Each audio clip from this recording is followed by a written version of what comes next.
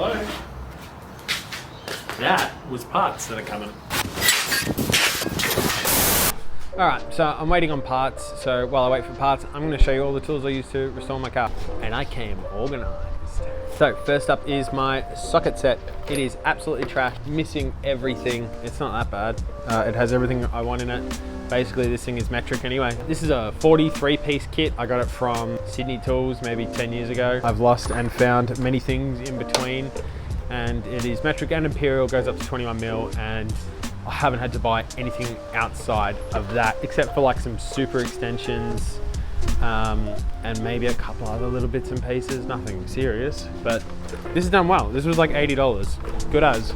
Next on the list is my spanner set. This is a 19 to 8.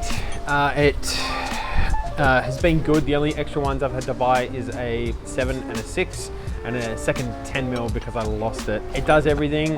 I think maybe I had to use a shifter to go up to like 21, but I've got sockets and I haven't had to buy anything else that was in this. I don't remember the price, so I'm just gonna put the price on the screen for you.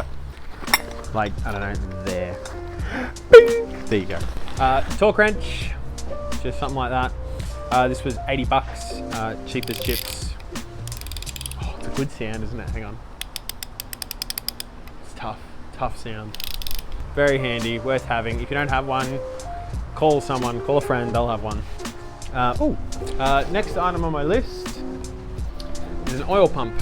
This was super handy, diff oils, transmission oils, all that good stuff. This was like 8 bucks or 10 bucks or something. They're cheap as, and just something super handy because you're not going to get oil into your diffs without it. So definitely a must buy if you're working on a car. A jack of some sort. I don't suggest using anything like that comes with the car. Get something heavy duty. I got a trolley jack, and I've also got 2 bottle jacks. One. I've only got 1 bottle jack. I got a haircut, look. What about if I...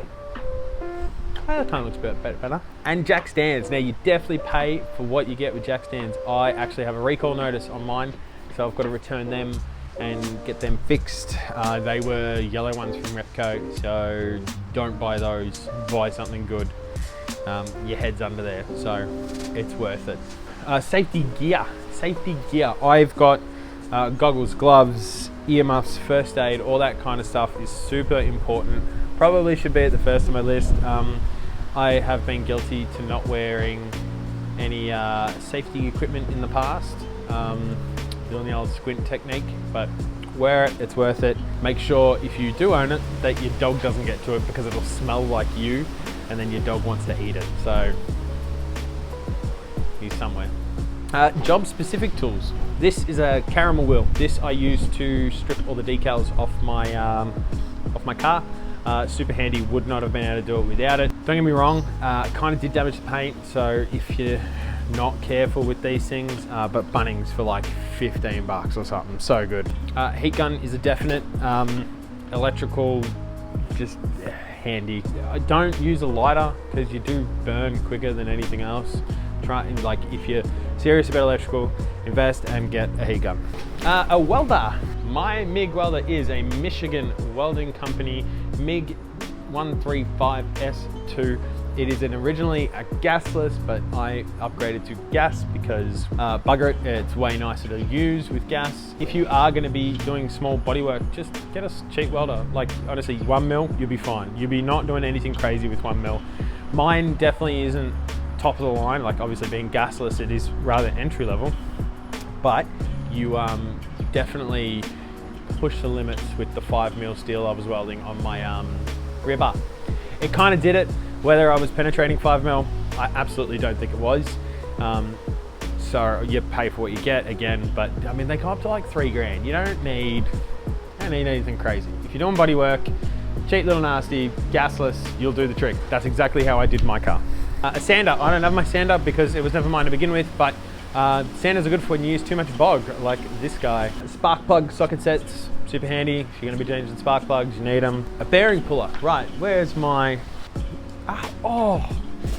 I just bit my lip. Far out. Bearing pullers. You do not need every bearing puller under the sun. I got away with one. I can't find it.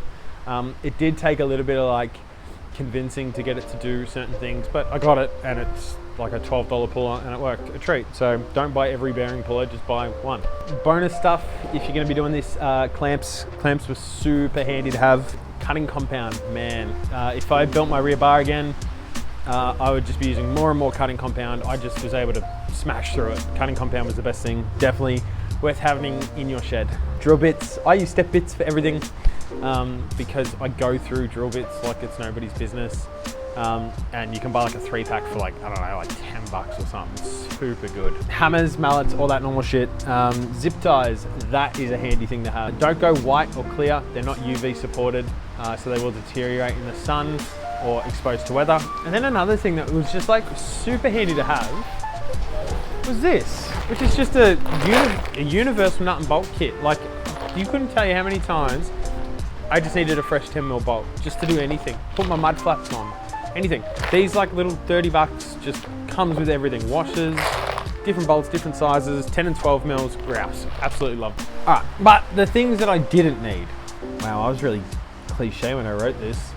Should I read it out? Things I didn't need. Experience, tons of money. Jesus, Jay.